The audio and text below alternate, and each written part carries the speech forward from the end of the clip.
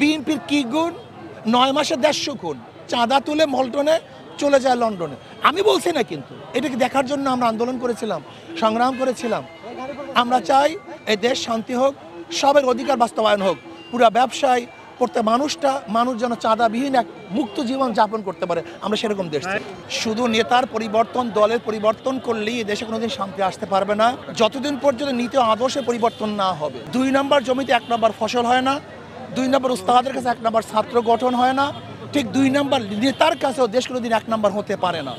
শুধু আমরা চেহারার পরিবর্তন করি, আমরা শুধু হাতের পরিবর্তন করি, কিন্তু চাঁদাবাজকে পরিবর্তন করি না। এক ওসি চলে যায়, এক অফিসার চলে যায়, কিন্তু দেখা যায় সেখানে দুর্নীতি যায় না। কারণটা কি? অফিসার ট্রান্সফার হলে হবে না। সেখানে মানুষ আদর্শভিত্তিক, ন্যায়ভিত্তিক, চরিত্রবান লোক যতদিন পর্যন্ত চেয়ারে না বসবে, ততক্ষণ পর্যন্ত এদেশ কোনোদিন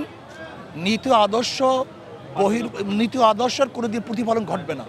দেখেন, আমাদের 2 দিন আগে 2 দিন পরে সময় নিয়ে আমাদের কোনো মাথা ব্যথা নেই। আমরা চাই একটা নিরপেক্ষ, গ্রহণযোগ্য নির্বাচন।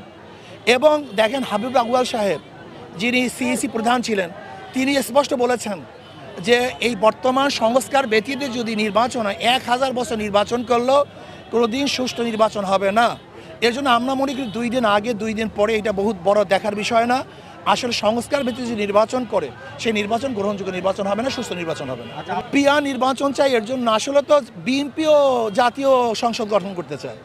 আর জাতীয় সংসদ গঠন করার জন্য প্রয়োজন কি? সবাইকে মিলে, আর সবাই সংসদে যাওয়ার সবচেয়ে উত্তম পদ্ধতি হলো পিআর যদি নির্বাচন হয়, পিআর সিস্টেমে সংখ্যানুপাতিক হারে নির্বাচন হয়, তাহলে সকল আদর্শের মানুষগুলি সংসদে যেতে পারবে। তাহলে সর্বজনীন সংসদ হবে। আর সর্বজনীন সংসদ যদি হয়, তখন প্রত্যেকের দাবি দাওয়া সংসদে পেশ করতে পারবে, রাস্তায় হরতাল করতে হবে না। আমি মনে করি মব এটা খুব খারাপ একটা জিনিস, কিন্তু মব কেন হয় এইটার দিকে লক্ষ্য রাখা উচিত। মব তো আওয়ামী লীগের আমল হয়েছে। আপনি কি মনে করছেন আয়নাঘর কি মব নয়? নির্বিচার মানুষকে যখন হত্যা করে সেটা কি মব নয়? যখন মানুষকে গুম করে সেটাও কি মব নয়? এরকম অত্যাচার অবিচার তো আমিও তো মবের শিকার হয়েছিলাম, আমাকেও তো অ্যাসাল্ট করা হয়েছিল। কাজে আমি মনে করি যে মব এই সংস্কৃতি বন্ধ করা উচিত, আর মব যেন না হয় সেই ব্যবস্থা গ্রহণ করা উচিত। আপনারা দেখতেছেন সাংবাদিকদের প্রতিদিনের আমরা নিউজে কি দেখছি, বাংলাদেশে মানুষ ব্যবসা করতে পারতেছে না, আমাদের মা বোনদের ইজ্জত দিয়ে তারা ঘরে থাকতে পারতেছে না, আজকে যুবক সন্তানরা তারা থাকতে পারতেছে না।